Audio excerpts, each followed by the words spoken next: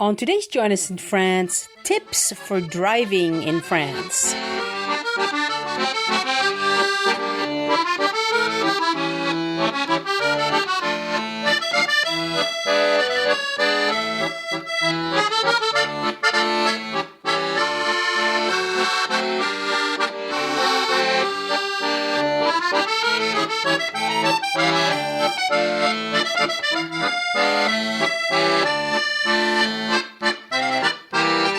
This is Join Us in France, episode 138. Bonjour, I'm Annie, and today I bring you conversations with two listeners who rented a car in France and let us know what it felt like driving in France. The shout out today goes out to Peter Hallowan. Oh, I'm not sure I'm saying that right. Peter, forgive me, Hallowan, I think, who pledged to support the show on Patreon this week. Thank you so much, Peter. And all the other listeners who support the show on Patreon, you are really making a difference, and I hope you know how much I appreciate your continued support. I just shared an installment of Lunch Break French, and that's the exclusive content for patrons for February 2017 on how to express love in French. You know that we don't say "Voulez-vous coucher avec moi ce soir?" because I've told you that on several occasions. But you probably don't know how we actually say that. Well, if you get Lunch Break French, you will.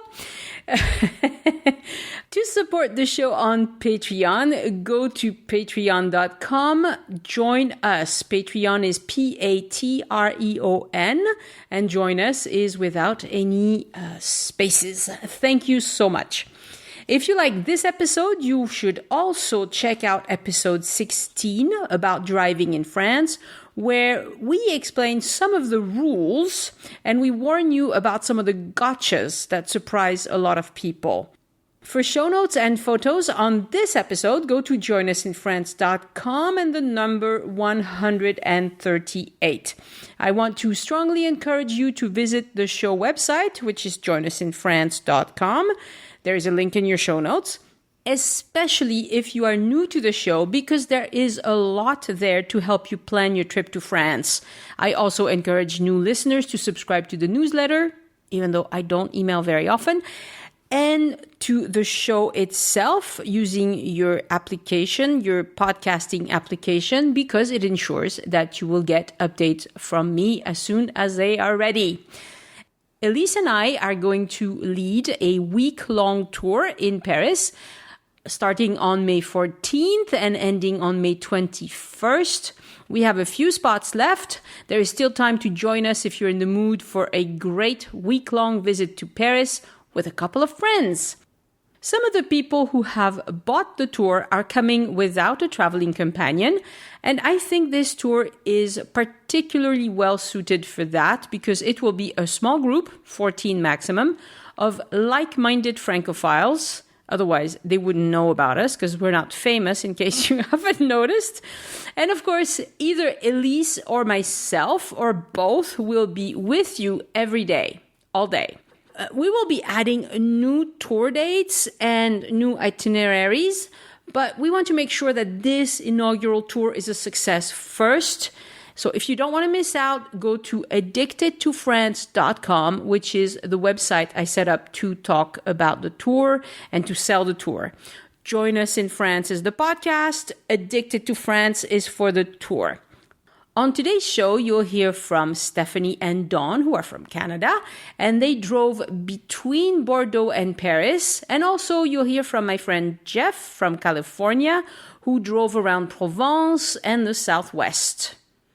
They share some great tips, which together with episode 16 should have you fully prepared to drive in France and help you decide if that's something you want to do or not. There are honestly times when driving is so much easier than taking the train or the bus or whatever. For instance, if you want to visit the Loire castles, well, it's either going to be join a tour or rent a car, because all of those castles aren't exactly in the middle of a city with a train station.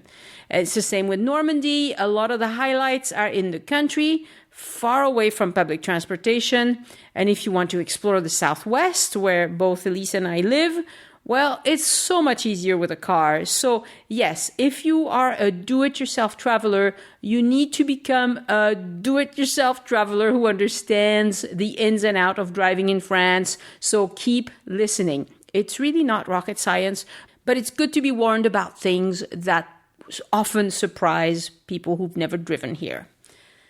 Okay, today I have a French tip of the week. David Palachek, who you heard on episode 111 and 112, asked me a very good question, and I will put that at the end of the show. If you also want to ask me a question about French specifically, you can send me an email, Annie@joinusinfrance.com. If you want more French tips, you can ask me. I'm happy to talk French to you. Comes natural to me. You can send me an email, Annie@joinusinfrance.com, or ask on the Facebook closed group. So that's called the Join Us in France closed group on Facebook. And there's about 600 of us in the group. It's a fantastic, lively place. I'm very good at keeping away the spammers. I'm glad because there are so many of them who try to join every day. And the group is fun because information that never makes it into the show makes it into that group. But what makes it fantastic is how much participation from you, the listeners, happens on that group. You share fantastic tips, and I'm constantly taking notes about things I need to remember for next time. So thank you so much. And again, it's called the Join Us in France closed group on Facebook. All right, let's chat with Stephanie and Dawn, and then later with Jeff. And then stay tuned at the end for the French tip of the week. Okay, I'm back today with Dawn and Stephanie, and we are going to talk about driving in France, because when we were recording about their hike around the Bordeaux area, they really wanted to discuss this, because this is a problem, I guess.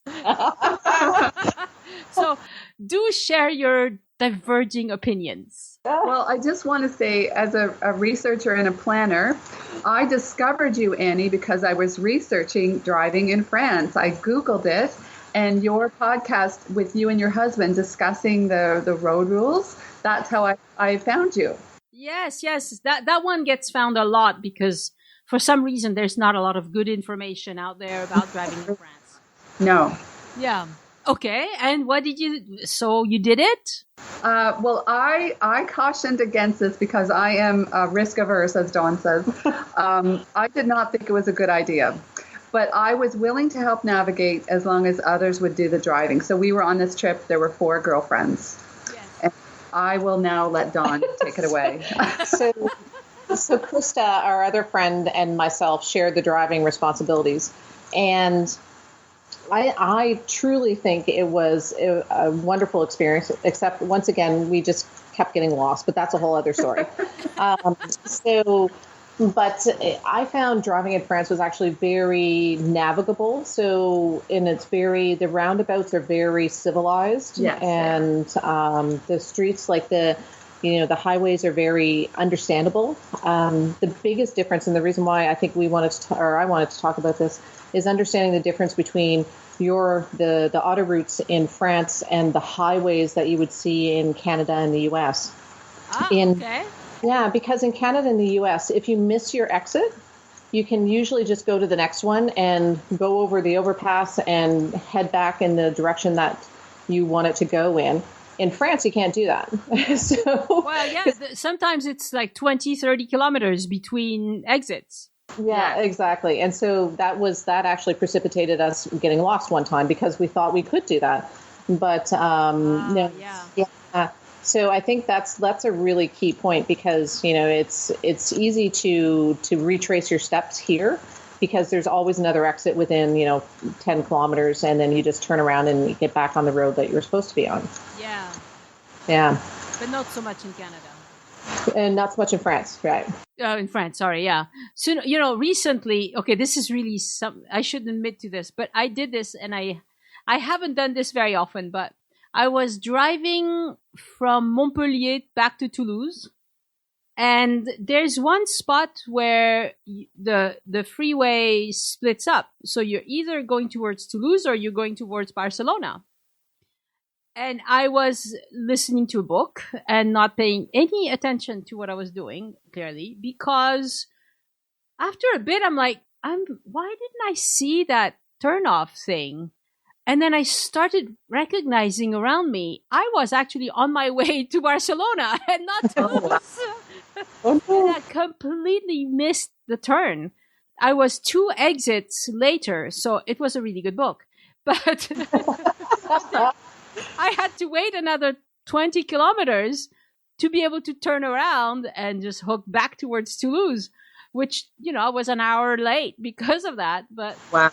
It's easily done. If you're a little bit distracted by anything or flustered because you don't know the way, I would really recommend that people use a GPS app.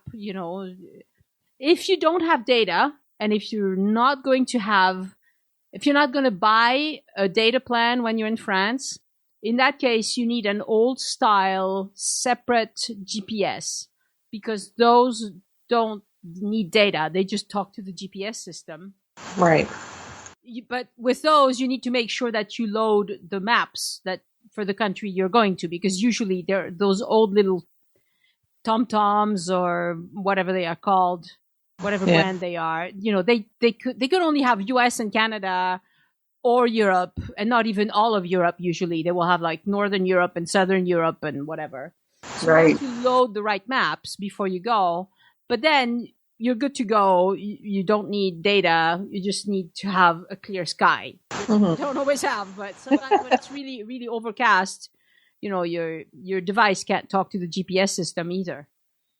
So, we brought a Garmin Nuvi with us, which a GPS, and one of the lessons that we learned is, you have to edit your settings before you, because you can choose to avoid traffic and you can choose to avoid like larger auto routes. Yeah. And when I had not edited the settings, so we actually saw a lot of city centers, town centers, because we saw the church and then we saw a bakery, and then the pharmacy and the town square, because it took us to all the small city.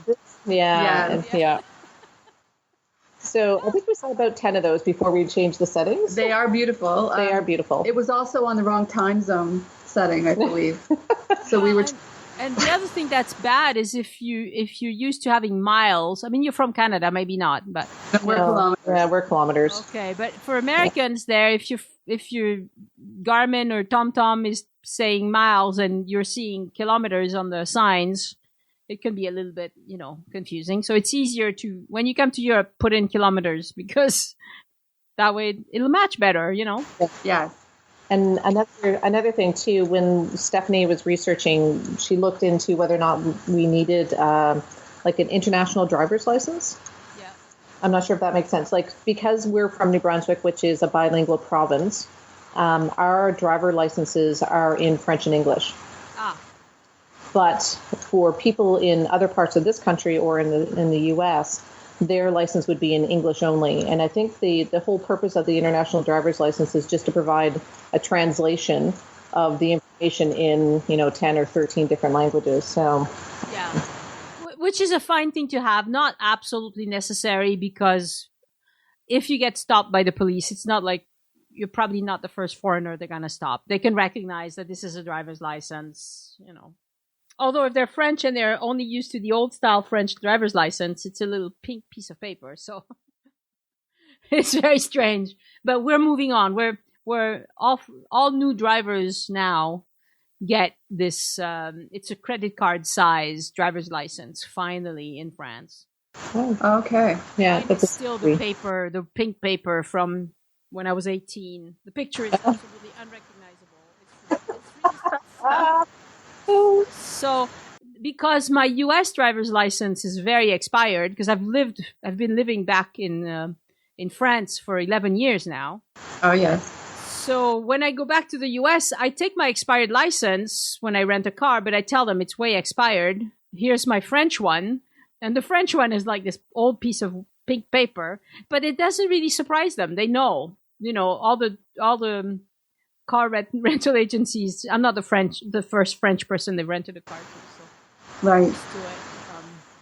But anyway, so yeah, that's good to know that you can ask for an international driver's license. Maybe you don't need to, but it's a good thing to have. Andy, one thing I did want to mention, we are avid packing light enthusiasts here. and one of the reasons that we did want to pack light on this trip is because we knew we were renting a car and there were 4 of us. And the car that we rented was not huge. It was quite small, and there really wasn't a lot of room in the trunk for huge suitcases. Yeah. Once you have 4 people and your luggage, in America, you could get like a station wagon or I don't know. Or a big SUV or something. Yeah. But it wasn't an option for us. So we were so glad that we did pack light because of the room that we had. That's an extremely important point, because even if you can afford to rent a very large vehicle in France, you're going to have a hard time parking it. Well, exactly. Yeah, exactly. And you want to make sure as well that your bags are always, hidden in the trunk. You don't want to leave anything within view in the car. So, yeah. No, very, very good points. But you didn't have any adventures when you were driving, right? You didn't run into problems, accidents. I don't know. We didn't have any accidents, and we just got lost. We did get lost. So, I think it was the theme of our trip. We should have called this trip like the Lost Girls. Lost Girls. Oh my God.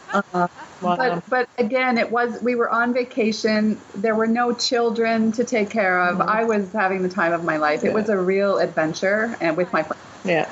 Because you weren't in charge of anybody else. Exactly. Yeah. Exactly. Yeah. It's so nice to always be in charge. But I truly think that renting a car really gave us a lot more freedom, and we were able to explore a lot more of France, because otherwise we would have been tied to trains and schedules. And I think it was, I really truly enjoyed driving in France. So I think I would rent a car again, although Stephanie is giving me the evil eye, so she would not rent a car again.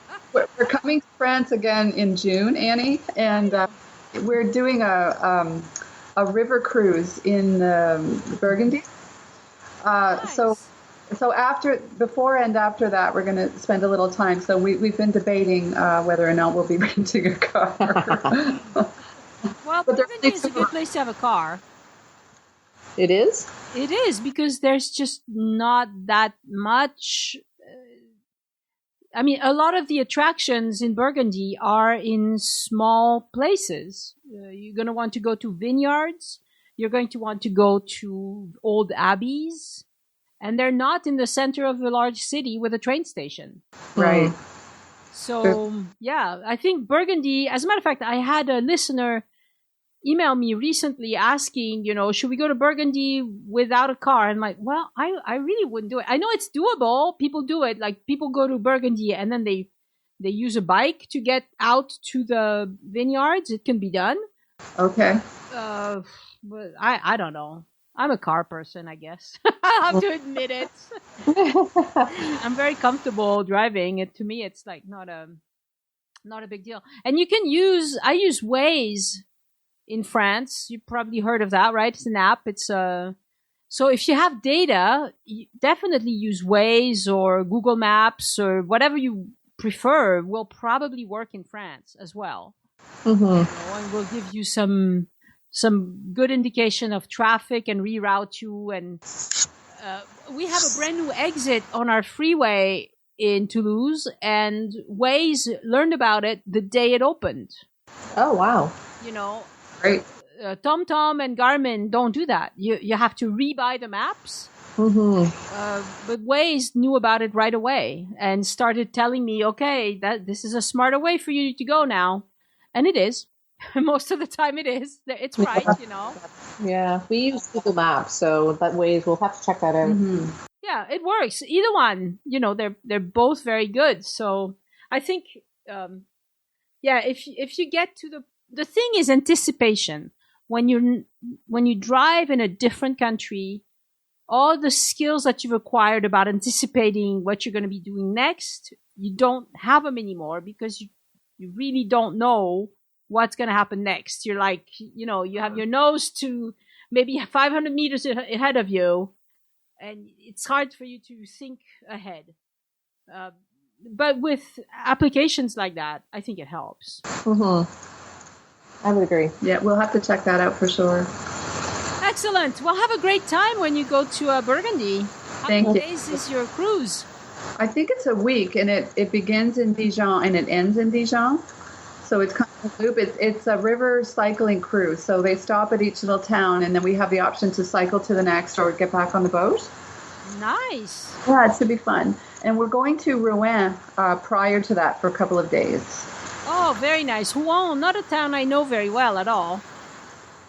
So I might have to call you when that's done and we can talk about it. Please do. Yes, please. Sounds great. That sounds great. Well, thank you very much for sharing your thoughts. And we will see you on the Facebook group. For all sure. Right, perfect. Thank you, Thanks, Annie. Thank you very much. Bye. Bye-bye. Bye. So the recording with Jeff starts really abruptly because I had to remove a whole chunk of the conversation. The room was extremely noisy. The rest of it still has some noise, but it's not quite as bad. I haven't had very much luck with the sound quality on this episode. I do apologize, but the bits that I cut out, he was explaining that renting a car in France was very much like renting a car anywhere else. They showed up at the airport. They had pre-booked. They got their car left. It was no easier or harder than anywhere else he's ever rented a car. And he also mentioned that he had an international driver's license, which I think is nice, but if you don't have it, don't panic. They can make do without it. And that for the most part, driving off from the airport was not a difficult thing for him because he's used to driving in California. So I think that's a huge difference. If you drive in California, you probably will find France very easy. If you drive in a small rural area of America, probably it'll be a little bit more difficult for you. And definitely do not rent a car if you're going to stay mostly in Paris. There's no point to that. If you want to do a day trip from Paris to go somewhere else, then you can totally rent a car for the day and just turn it back in that night. You don't want to have to park a car in Paris.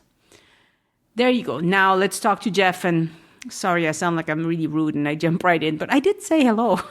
You just don't hear it. Okay, here we go.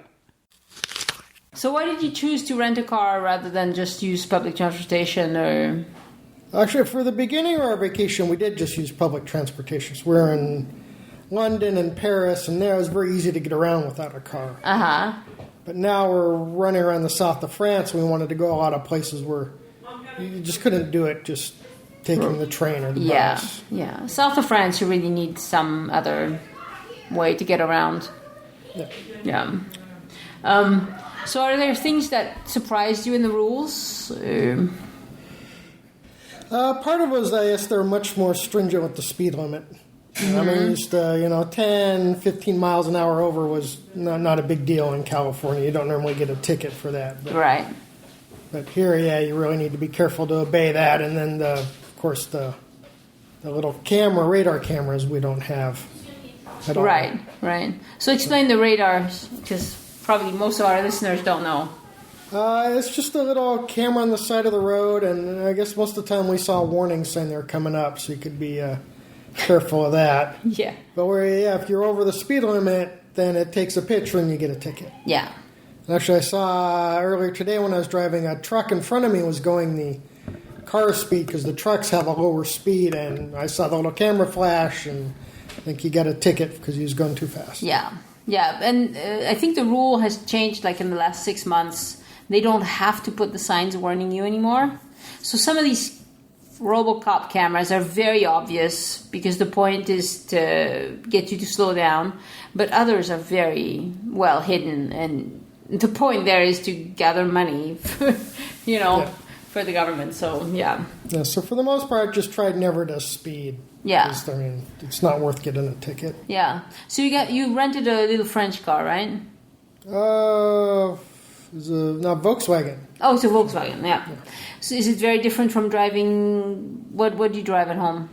Oh, at home I've got two cars. One's the Ford Expedition, which is a giant car. Yeah.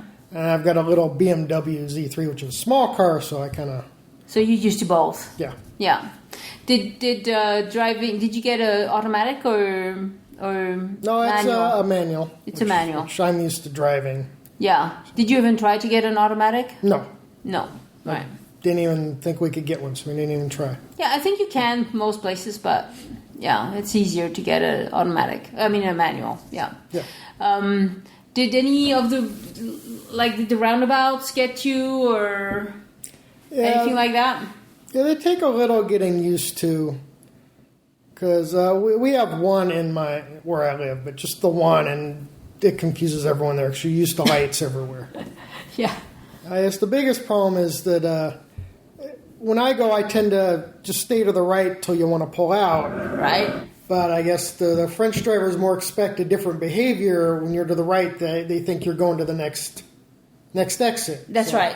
So if you keep going around, then that confuses them, and I got honked at, and some guy wanted to zip by me to leave, and that caused a little confusion because they kind of cut through the middle and stay to the middle until they're ready to leave, and then cut over at the last minute. Right. Yeah, it's kind of car body language, I guess, is different in every country. Yeah, it's just their expectations are a bit different than what I'm doing, and that causes some confusion. So does it stress you out to drive here, or are you just okay taking the car and going a couple 100 kilometers and back? Well, it was okay driving. When you hit after a long day or a lot of traffic, it got a little stressful just because I said how I expect drivers to drive in Southern California and how they drive here is different.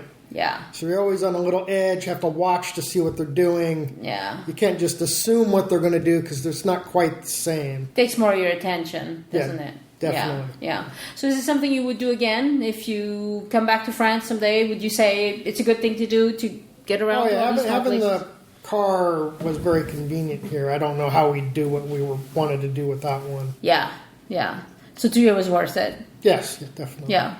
And then how did it go with paying for tolls and things like that? It was okay. The problem we're running into is that our credit card, because the credit cards they use here have it's called chip and pin. Yeah. And we don't have those yet in America. So I got a chip in my card, but it's one we have to sign for the receipt, and the automated machines won't take those. Correct. So I tried once, and it just said, no, I don't want your card, and spat it out. So Which is handy dandy. Yeah. So you can go to they have lanes where they'll take cash, but it takes a little while longer. And as I'm feeding stuff in, several times the driver behind me is, honk or he revs his engine because he thinks I'm taking too long in the toll booth. Yeah. Which just kind of makes it a little more stressful because now you're trying to hurry but figure out what you're doing. Yeah, and the toll booths here have a barrier that comes down, so it's not like in the U.S., well, I lived out west where we didn't have any toll booths, but the only place in the U.S. where I saw them was around Chicago, where you can actually bypass them if you'll get a ticket, but there is no barrier coming down. Whereas here, there is a barrier. You can't go, unless you want to break the barrier, but I guess most people wouldn't be comfortable doing that. So you have to figure out how to get the money in there somehow. Yeah. So have you had a problem with the American, the cards that you got from your bank in the U.S.? Was that... did it work most places, but not... No, it worked most places, anywhere with a person, though. A couple times we got some, what do you call them? The people taking the money didn't quite know what to do with our card. Mm-hmm. And even earlier today we had somebody, your card doesn't work. And I'm like, no, it works. Right. You just have to sign, just push it back in. It'll say we have to sign. And they have to explain a little bit of the process because they're not used to it. Right. Were you in a touristy area that day? Actually, it was in Carcassonne, which I would have expected to kind of know, but... Yeah. Yeah. So did you use it to withdraw money at ATMs and stuff like that? Well, that we just use our normal ATM card for that. Okay, and that works fine. Yeah, that's fine. The ATM, you just put it in like normal, punch your code, get out the money. It's just like at home. Yeah. How did you buy gas? That we used our credit card for. And it worked in the machine? No, we always went inside to pay. Oh, you went inside to pay. Okay. So, yeah, this is a problem. If you're gonna need to buy gasoline with one of these automated gas stations, I don't think it would take a American card. Yeah, no, we wouldn't have been able to like pay at the pump like we do at home. Right. You have to go in and talk to the cashier. Yeah. So that's just good to know for people who are coming to visit. Did you like France? Is it okay? No, I enjoyed France. That's actually for buying gas. One thing that threw us is at home we have to pay first or put the credit card in first. Here they had us pump the gas and then pay, which caused a little confusion the first time. So my wife went in to give them the credit card to pay, and they're like, "Well, you haven't pumped any gas yet. How can we charge you anything?" Right. We resolved that pretty quick, but it was a little different. Right. So how many miles do you think you'll have driven in France by the time you're done? Probably quite a few, right? Yeah, I think we're up to 2,000 kilometers total. So yeah, you're going to be a pro pretty soon. Yeah, so there's a lot of driving while we're doing the tourist stuff. Yeah, in California, you won't know what to do anymore. Yeah. You'll be spoiled. Do French people drive faster than you? They do. Well, some of them do. See, it's not uncommon on the freeway when you go to pass to have some guys zoom up behind you, and when they're going faster than you, they like to get right on your bumper, which is very disconcerting. Yeah, it's dangerous. They shouldn't do it. You know, it's not allowed, but of course they do it. Yeah. So we had to figure out that if they're behind you and they turn their left blinker on, they want you to get out of the way. Right. So, yeah, that's what it is. Yeah. Yeah. Okay. Well, thank you, Jeff, for sharing your experience. Oh, you're welcome. Okay. Bye. This is the French tip of the week.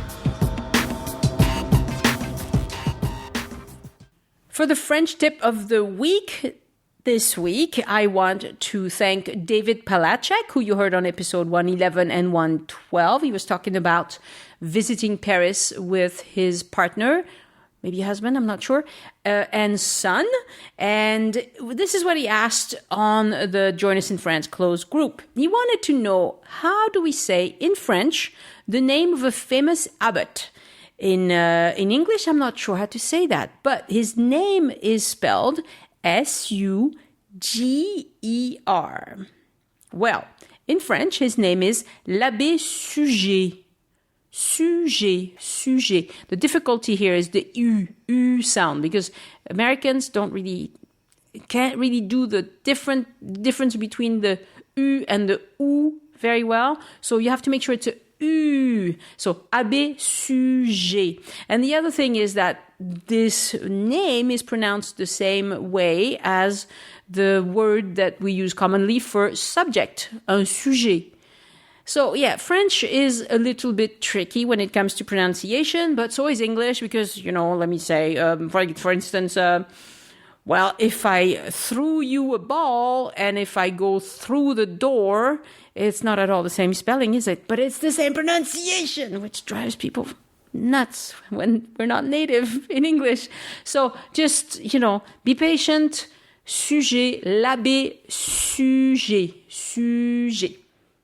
Thanks for listening to the show. To find out about tours offered by Elise and I, visit addictedtofrance.com. Please subscribe to the Join Us in France email list. It only goes out about once a month, but it is where you'll find out about our most recent episodes, and you'll also be the first to hear about promos we are running on the tours and anything else new we're cooking up. I invite you to look up the Join Us in France closed group on Facebook, a great place for folks who know a ton about France, exchange tips with those who are just starting to look into visiting France. À bientôt!